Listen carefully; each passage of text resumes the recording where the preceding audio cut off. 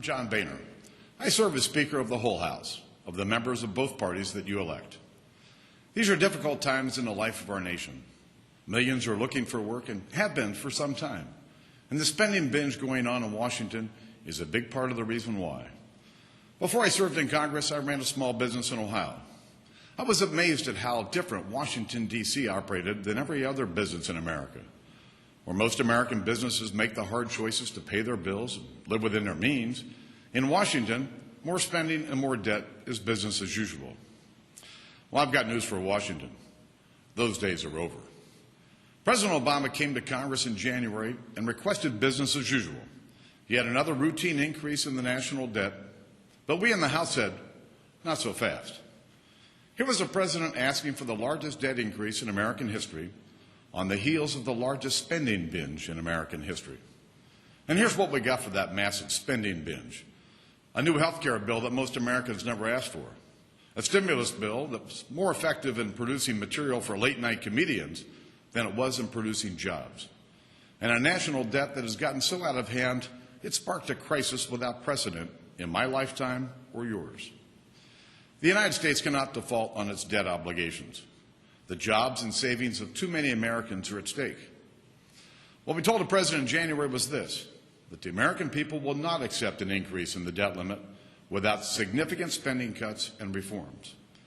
And over the last 6 months, we've done our best to convince the President to partner with us to do something dramatic of our country, something that will boost confidence in our economy, renew a measure of faith in our government, and help small businesses get back on track. Last week, the House passed such a plan, and with bipartisan support. It's called the Cut, Cap, and Balance Act. It cuts and caps government spending and paves the way for a balanced budget amendment to the Constitution, which we believe is the best way to stop Washington from spending money that it doesn't have. Before we even passed the bill in the House, the President said he would veto it. I want you to know I made a sincere effort to work with the President to identify a path forward that would implement the principles of cut, cap, and balance in a manner that could secure bipartisan support and be signed into law. And I'll tell you, I gave it my all. Unfortunately, the President would not take yes for an answer.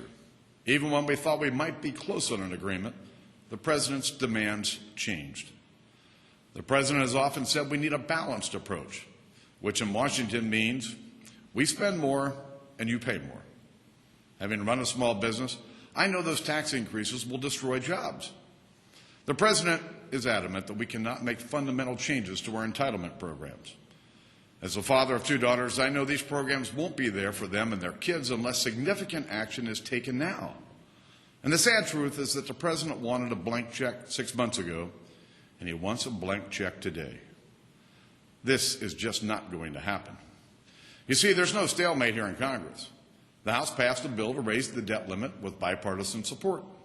And this week, while the Senate is struggling to pass a bill filled with phony accounting and Washington gimmicks, we're going to pass another bill, one that was developed with the support of the bipartisan leadership of the U.S. Senate. Obviously, I expect that bill can and will pass the Senate and be sent to the President for a signature. And if the President signs it, the crisis atmosphere that he has created will simply disappear. The debt limit will be raised to $1 trillion, and a serious bipartisan committee of the Congress will begin the hard but necessary work of dealing with the tough challenges our nation faces. The individuals doing this work will not be outsiders, but elected representatives of the people doing the job they were elected to do as outlined in the Constitution. Those decisions should be made based on how they're going to affect people who are struggling to get a job, not how they will affect some politician's chances of getting reelected. This debate isn't about President Obama and House Republicans. It isn't about Congress and the White House. It's about what's standing between the American people and the future we seek for ourselves and our families. You know, I've always believed the bigger the government, the smaller the people. And right now, we've got a government so big and so expensive, it's sapping the drive out of our people and keeping our economy from running at full capacity. The solution to this crisis is not complicated. If you're spending more money than you're taking in, you need to spend less of it. There's no symptom of big government more menacing than our debt. Break its grip, and we begin to liberate our economy and our future. We are up to the task, and I hope President Obama will join us in this work. God bless you and your family, and God bless the United States of America.